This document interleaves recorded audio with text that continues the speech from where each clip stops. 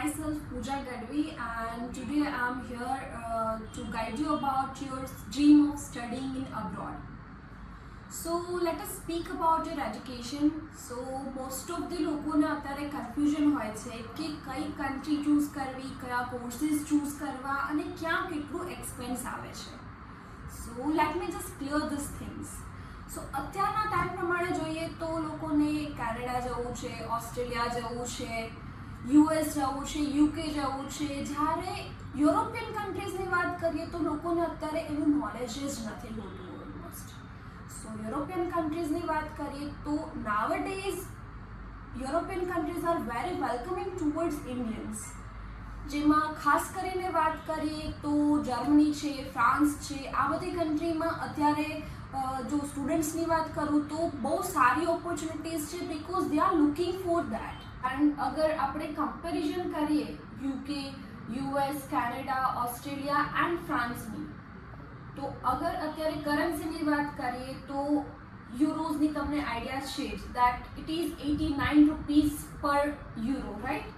And અગર વાત કરીએ કેનેડિયન ડોલરની તો કેનેડિયન ડોલર ઇઝ 61 રૂપીઝ, બરાબર છે. એન્ડ અગર યુએસની બી વાત કરી લઈએ, યુએસમાં આઈ નો કે લોકોને થોડું યુએસનું વધારે છે, બટ યુએસની વાત કરીએ તો યુએસમાં બી અત્યારે યુએસની તમે અગર જોવો છો તો 83 રૂપીઝ અત્યારે એ ચાલે છે.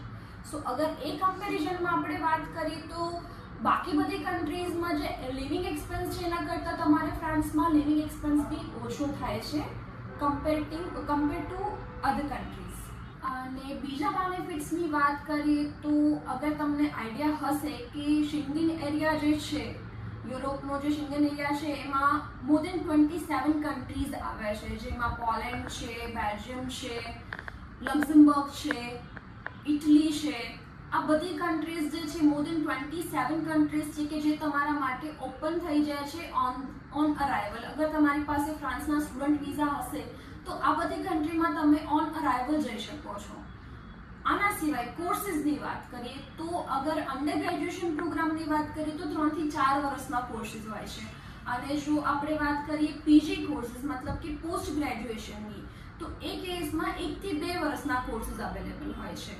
અને આ કોર્સીસ પછી આવે છે પોસ્ટ સ્ટડી વર્ક પરમિટ. સો અગર પોસ્ટ સ્ટડી વર્ક પરમિટની વાત કરીએ તો યુકે છે, યુએસ છે, કેનેડા છે, ઓસ્ટ્રેલિયા છે, આ બધી જગ્યાએ તમને ઓલમોસ્ટ 1 થી 2 વર્ષની પીએસડબલ્યુ મળતું હોય છે. બટ અગર ફ્રાન્સની વાત કરો તો ત્યાં 5 યર માટે તમને પીએસડબલ્યુ મળે છે. પોસ્ટ સ્ટડી વર્ક પરમિટ જે છે એ 5 વર્ષ માટે મળે છે. અને અગર ગેપની વાત કરું તો જે અધર કન્ટ્રીઝ છે એ બધામાં ઓલમોસ્ટ 5 વર્ષ સુધીનો ગેપ એક્સેપ્ટેબલ હોય છે. જ્યારે અગર ફ્રાન્સની વાત કરું તો ત્યાં તમને 10 થી 15 વર્ષનો જો ગેપ હશે તો બી એ લોકો એક્સેપ્ટ કરે છે. અને એના સિવાય જનરલી આપણે ગુજરાતી લોકો માટે એક વસ્તુ છે કે ઇંગ્લિશ પ્રોફિશિયન્સી ટેસ્ટ આપવી પડે છે, ત્યાં આપણને થોડો ફિયર હોય છે. સો આ જે એક્ઝામ્સ છે એ નો ડાઉટ ફ્રાન્સમાં બી આપવી પડે છે જો તમારું સ્ટડી થ્રુ આઉટ ગુજરાતી મીડિયમમાં હોય છે તો.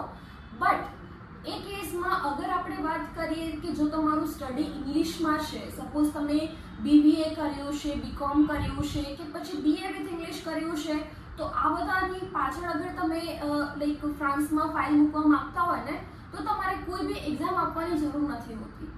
અને અગર તમારું 12th કમ્પ્લીટ થયું છે which is in English medium again, તો તમારે એમાં બી એક્ઝામ આપવાની જરૂર નથી હોતી. ઇટ મીન્સ એ MOI ઉપર થઈ જશે, મીડિયમ ઓફ ઇન્સ્ટ્રક્શન ઉપર, જે તમારી કોલેજ અથવા તો તમારી સ્કૂલ તમને ઇઝીલી પ્રોવાઈડ કરી આપશે. ઇંગ્લિશ પ્રોફિશિયન્સી ટેસ્ટની આપણે જે વાત કરી એના સિવાય લોકોને એક એવું ફિયર હોય છે કે ફ્રાન્સ જવું હોય તો તમને ફ્રેન્ચ લેંગ્વેજ કમ્પલસરી આવડવી જોઈએ, વિચ ઇઝ નોટ ટ્રુ. એટલો મતલબ એવો નથી કે તમારે ત્યાં જઈને તમારે ફ્રેન્ચ લેંગ્વેજ કમ્પલસરી જોશે જ. બટ હા, એક છે કે તમને ત્યાંની જે યુનિવર્સિટીઝ છે એ એક્સ્ટ્રા એક એ ફેસિલિટી આપે છે કે તમારે ત્યાં જઈને જોબ વગેરે કરવું છે કે જ્યાં તમને લેંગ્વેજ બેરિયર ન નડે એના માટે તમને એક કોચિંગ બી ત્યાંથી ફ્રી ઓફ કોસ્ટ યુનિવર્સિટી સાઇડથી આપવામાં આવે છે. અને એના સિવાય ડિપેન્ડન્ટ વિઝા, વિચ મીન્સ કે તમારે તમારી ફેમિલીને લઈને જવી છે, તમારા વાઈફને કે તમારા હસબન્ડને લઈને જવા છે અને તમારા મધર ફાધરને લઈને જવા છે, તો એ વસ્તુ ફ્રાન્સમાં પોસિબલ છે. જે બીજી કન્ટ્રીમાં થોડું ડિફિકલ્ટ હોય છે, બરાબર છે, બટ ફ્રાન્સમાં તમે એ કરી શકશો. આફ્ટર 18 મંથ્સ તમારા સ્પાઉસને, તમારા મધર ફાધરને, બધા લોકોને તમે લઈને જઈ શકો છો. અને એના સિવાય આપણે એક્સપેન્ડિચર પાર્ટની વાત કરીએ તો એક્સપેન્સમાં બી તમને યુકે, યુએસ, ઓસ્ટ્રેલિયા, કેનેડા આ બધી કન્ટ્રીઝમાં ઓલમોસ્ટ તમારે ગણીને ચાલવાનું રહે કે 20 થી 25 લાખ જેવું તમારે મિનિમમ ગણીને ચાલવાનું હોય છે ટ્યુશન ફીસ વગેરેની વાત કરીએ તો. અને જ્યારે કે ફ્રાન્સમાં અગર તમે ટ્યુશન ફીસની વાત કરો તો 8.5 થી 10 લાખની અંડર તમારું એક વર્ષનું ટ્યુશન ફીસ કવર થઈ જાય છે.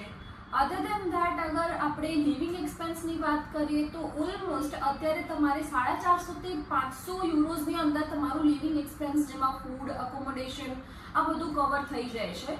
અને અગર ઇન્કમની વાત કરીએ તો અત્યારે જે સ્ટુડન્ટ્સ અમારે ત્યાંથી ગયેલા છે એ લોકો અત્યારે ઓલમોસ્ટ 2000 to 2500 યુરોઝ વિથ સ્ટડીઝ કમાય છે, વિચ મીન્સ કે એમનું લોકોનું એક્સપેન્સ જે છે એ 500 યુરોઝનો થાય છે અને 2000 યુરોઝ એ લોકો બચાવી શકે છે, વિચ મીન્સ અગર ઇન્ડિયન રૂપીઝની વાત કરું તો 1,75,000 જેટલા એ લોકો સ્ટડીની સાથે સાથે બચાવી શકે છે, વિચ મીન્સ કે તમારે નેક્સ્ટ યરની જે ફીસ છે એ તમારે ઘરેથી ક્યારેય બી નહીં લેવી પડશે. સો તમારે બી તમારું ને તમારા ફેમિલીનું ફ્યુચર સિક્યોર કરવું છે અને તમારે બી ફ્રાન્સ જવા માટે એપ્લિકેશન કરવી છે તો આજે જ કોન્ટેક્ટ કરો પ્રીમિયર એજ્યુકેશન એન્ડ ઓવરસીઝમાં.